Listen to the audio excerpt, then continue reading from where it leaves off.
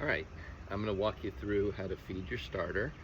I am outside this morning because I'm in a little bit of a time crunch and Zakari is sleeping and I don't want to wake him up, and Maya is sleeping and Heather's sleeping. So I have some bowls, I have my starter, I have bread flour from Costco, I have a bowl of warm water, I have a stirring tool that came with some kit that we got, which is great. I love it.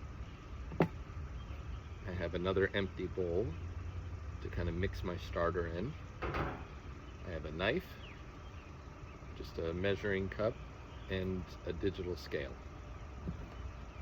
And my coffee. All right, so first thing I'm going to do is measure out how much starter I have.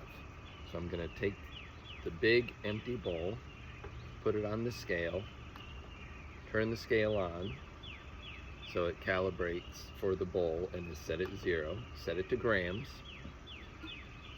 and then I'm going to take the starter and put it in the bowl.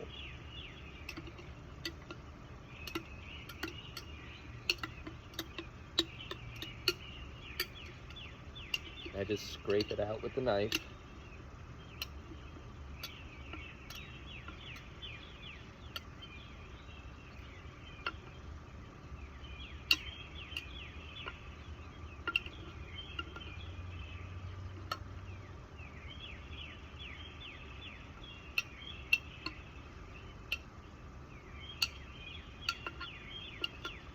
And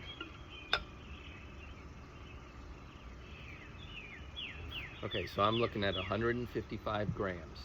So I'm going to do 155 grams of the warm water and 155 grams of the bread flour.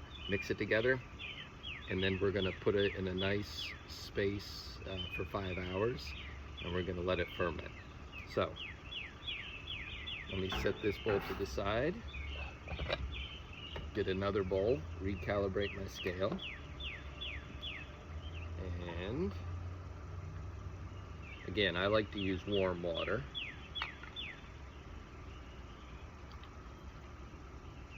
Okay, that's 155 grams of warm water. Now what I do is I mix the water and the starter together in the bowl. I take this tool and I just start mixing and stirring the starter and the warm water together until all the starter kind of breaks down and mixes in with the water, and you get something that looks like a nice watery glue. I don't like any chunks, I just like it to completely mix together. So let me do that real quick. And you should see, it should kind of get bubbly. Like you should see it kind of activating a little bit. Doesn't take very long. All right, I mixed that together.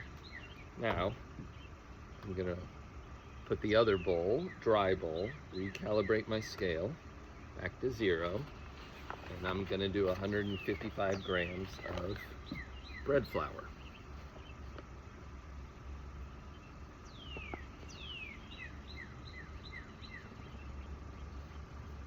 And 155 grams of bread flour. Now I'm just going to take it, pour it in to the big bowl with my starter and my water, and then just start mixing.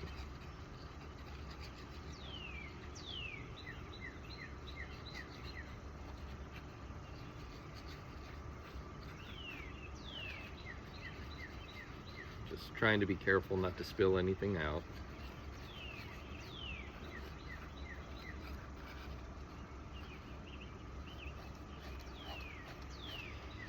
And you can get real aggressive with the mixing. Just get it really, once it kind of starts to get together, you'll see you can just mix it really hard.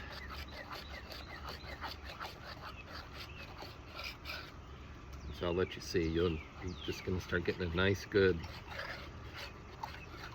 looks like a really wet kind of dough mixture.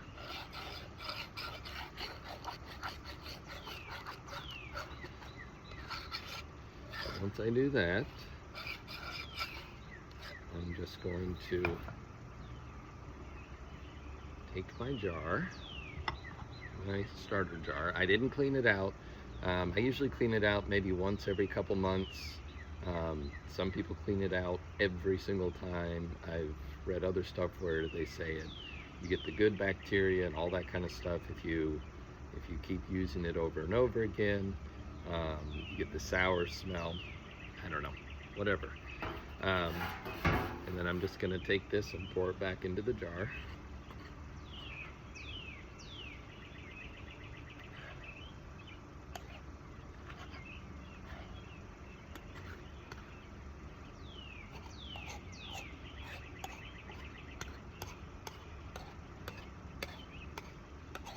Just kind of work it out.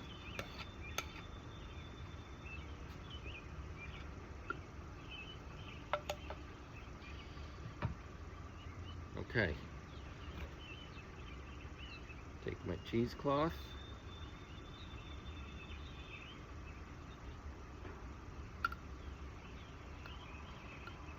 and my lid. Now, I'm going to take this and I'm going to find a place in my house. Right now our house is right around 73 degrees, so I'm just going to leave it on the counter for 5 hours. This should double in size at least.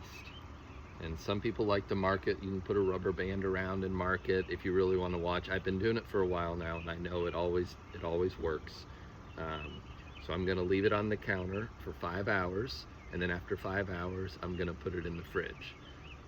After that, I like to let it sit for at least 24 hours before I use it to make any bread. I think you can, but I just like to let it sit and get a little more kind of sour and flavor, and then you can use it for up to a week. So after that, after about 7 days, you need to do this process again and feed it. So 5 hours sitting on the counter, and then it goes into the fridge. All right.